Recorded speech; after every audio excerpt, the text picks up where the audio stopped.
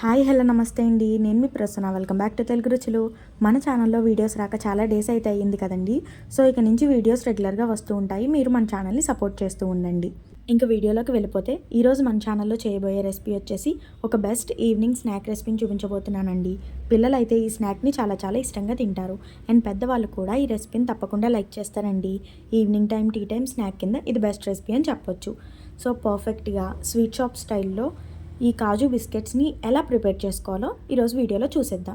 ఈ కాజు బిస్కెట్స్ని ప్రిపేర్ చేయడానికి ముందుగా ఒక బౌల్ని తీసుకోండి. దానిలోకి ఒక కప్ మైదా పిండిని వేసుకోండి. ఈ మైదాకి బదులుగా మీరు గోధుమ పిండిని కూడా వాడుకోవచ్చు.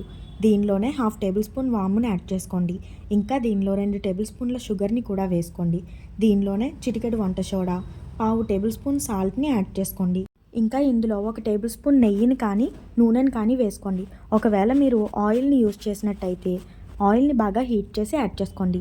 ఇప్పుడు ఈ పిండి మొత్తాన్ని కూడా బాగా మిక్స్ చేసుకోవాలండి.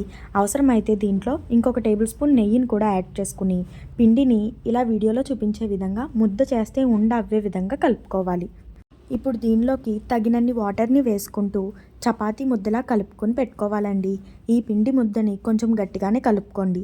అప్పుడే బిస్కెట్స్ అనేవి మనకి పర్ఫెక్ట్గా వస్తాయి. ఇలా పిండిని బాగా కలుపుకున్న తర్వాత 10 నుండి 15 నిమిషాల పాటు పిండిని పక్కన పెట్టేసేయండి. ఇలా పిండి 15 నిమిషాలు నానిన తర్వాత ఒక 2 నిమిషాల పాటు పిండిని బాగా కలుపుకుని 2 ఈక్వల్ పార్ట్స్గా డివైడ్ చేసుకోండి. ఇప్పుడు దీనిపైన కొంచెం కొంచెంగా పొడిపిండిని చల్లుకుంటూ ఈవెన్గా రోల్ చేసుకోండి. మరీ పలుచగా కాకుండా కొంచెం మందంగా ఒక 1/2 ఇంచ్ మందంతో రోల్ చేసుకుని పెట్టుకోండి. ఇలా ఈవెన్గా రోల్ చేసుకున్న తర్వాత ఒక క్యాప్ని తీసుకోండి. కొంచెం షార్ప్గా ఉండే ఏ క్యాప్ అయినా పర్వాలేదు. నేను ఇక్కడ డ్రింక్ మూతను తీసుకున్నానండి. ఈ మూతతో నేను కాజు బిస్కెట్స్ అనేవి ప్రిపేర్ చేసుకుంటున్నాను. జస్ట్ మీరు కొంచెం ప్రెస్ చేసి లాగితే కాజు బిస్కెట్స్ అనేవి ఈజీగా వస్తాయి. సో ఇలా బిస్కెట్స్ అన్నీ ప్రిపేర్ చేసుకున్న తర్వాత ఒక ప్లేట్లోకి తీసి పెట్టుకోండి. డీప్ ఫ్రై చేసుకోవడానికి ముందుగా స్టవ్ పైన కడాయిని పెట్టుకుని ఆయిల్ని వేసి ఆయిల్ బాగా హీట్ అయిన తర్వాత మనం ప్రిపేర్ చేసుకున్న కాజు బిస్కెట్స్ అనేవి ఇలా గరిటతో స్లోగా ఆయిల్లో వేసుకోండి.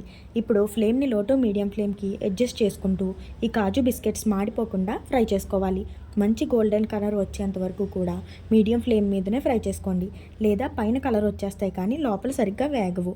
ఇలా బాగా ఫ్రై అయిన తర్వాత వీటిని తీసి ఒక బౌల్లోకి ట్రాన్స్ఫర్ చేసేసుకోండి. మిగిలినవి కూడా ఇలానే ఫ్రై చేసుకోవాలి. వీటిని నేను స్పైసీగా ప్రిపేర్ చేస్తున్నానండి. వీటిని మీరు ఇలానే కూడా తినేయొచ్చు. దీనిలోనే 1/2 టేబుల్ స్పూన్ కారం, 1/2 టేబుల్ స్పూన్ కంటే తక్కువ సాల్ట్ని యాడ్ చేసుకోండి. సాల్ట్ అయితే కొంచెం చూసుకుని యాడ్ చేసుకోండి. మనం ఆల్రెడీ ముందు బిస్కెట్స్లో సాల్ట్ వేసాం కాబట్టి ఇక్కడ చూసి యాడ్ చేసుకోండి. కారం సాల్ట్ మొత్తం బిస్కెట్స్కి పట్టే విధంగా కలుపుకోవాలి. ఇవి మొత్తం బాగా చల్లారిన తర్వాత ఎయిర్ టైట్ కంటైనర్లో స్టోర్ చేసుకుంటే నెల రోజుల వరకు కూడా సర్వ్ చేసుకోవచ్చు. సో అంతేనండి, ఎంతో టేస్టీ కాజు బిస్కెట్స్ రెడీ అయిపోయాయి.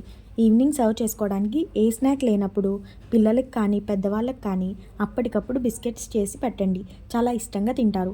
ఈ టేస్టీ కాజు బిస్కెట్స్ని మీరు కూడా ట్రై చేసి ఎలా వచ్చిందో కామెంట్ సెక్షన్లో కామెంట్ చేసేయండి. ఈ వీడియో కనుక మీకు నచ్చినట్టయితే లైక్ చేయండి, షేర్ చేయండి. మరిన్ని మంచి మంచి రెసిపీల కోసం తెలుగు రుచులు యూట్యూబ్ ఛానల్ని సబ్స్క్రైబ్ చేసుకోండి.